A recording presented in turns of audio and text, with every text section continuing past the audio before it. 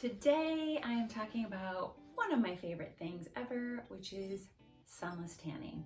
So I have been in the sunless tanning industry for well over 20 years. I started as a technician. I had a small business with this, and I started with an airbrush as well as a cake decorating compressor. So I used to do a little airbrushing to get the full body tan. It would take me like 35 minutes. And then fast forward, technology has improved over the years, and I got into the HVLP tanning units, which are what you're familiar with if you've ever gone to a salon and gotten a spray tan, which is like HVLP stands for high volume, low pressure. So it just puts out a lot of product. It's got kind of a louder compressor to it, and it just sprays the product on super fast. So the industry has changed a lot, but one thing I'll say that hasn't changed is the way that I always recommend prepping your skin and maintaining your skin for the best tan. So really your tan, whether you're using a self-tan at home or you're going to get a spray tan, your tan is only as good as your prep and your exfoliation. So today I've got some tips for you. And I know everybody's gonna be hating on me, but St. Ives, this is the best exfoliator for your body. Now, I don't use this on my face. I prefer other products. And I know everybody gives this product a really hard time, but I've been using this product probably since I was like a teenager, and that's several years ago. But it works really great for exfoliating the body. It's great on its own, or you can use it with a washcloth. My preferred method is actually to use these EcoTan mitts, and I have two because I use two at the same time.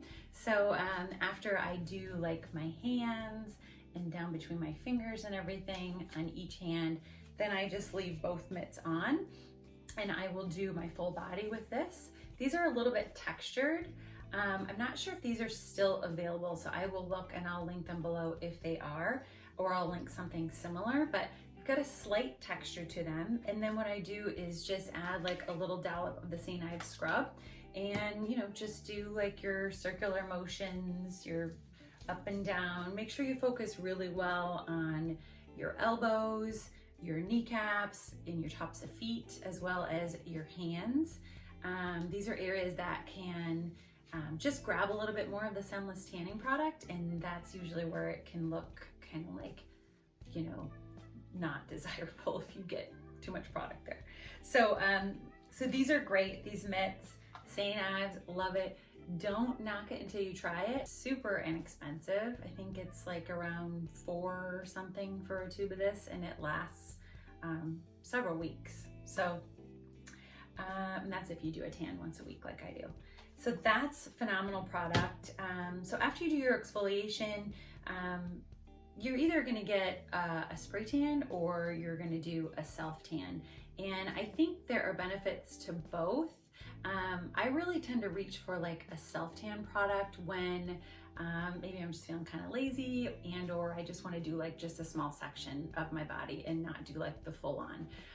The biggest thing I'll notice is that when I do like a self tanner like this, it usually only lasts like nicely for about 4 days, versus if I do a spray tan, I get like a full 7 days and it looks great. I mean, like day 6, it's kind of, starting to come off a little bit. But that's kind of like the main difference between self-tanning and spray tanning. And then as far as maintenance goes, you want to be careful with what you use in the shower. Starting like that first time that you shower after you get your spray tan or you do your self tan, you want to make sure to avoid any kind of body washes that have alcohol in them, and unfortunately most of them do. So I actually use a bar soap from this company called Living Libations. I don't have it with me. I'll link it below. It is the best bar soap that money can buy. It is chock full of essential oils, and I believe there's coconut oil and jojoba. It's just so good. It's so nourishing for your skin, and it won't strip or dry your skin, which is what's the most important when you're trying to maintain your tan. And then as far as moisturizers go, that's also another area that you want to watch your ingredients. My favorite products, and I've been using these for years, is the Alba Botanicals Very Emollient Body Lotion. I like the unscented version because I like to mix it with other body lotions. So this has been my favorite for a while now. It's the Sleepy Lotion from Lush, and I kind of wish they changed the name of it because it's kind of like, I don't know, kind of like limits it, because I don't just use it like before bedtime. I use this as my daily moisturizer, but it has lavender in it, and there's tonka bean and shea butter. So it has like that nice, cozy, kind of warm, like aroma or fragrance to it that you might want to put on before bed. So it is really good for that too.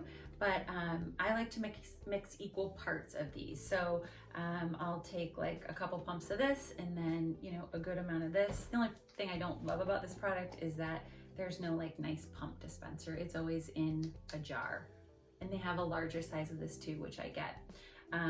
Which actually what I do is I will take the empty jar, I save them. So if I have an empty jar, I'll take it and fill it halfway up with the Alba lotion, and then I'll put the Sleepy lotion in, and I'll mix it so I have it like all pre-mixed. But this is probably the most hydrating lotion I've ever found, because you know, if you're doing spray tans or sunless tans, your skin is a little bit on the dehydrated side. So you want something that you're gonna put on and your skin is gonna stay really nicely moisturized. So this is really great for that.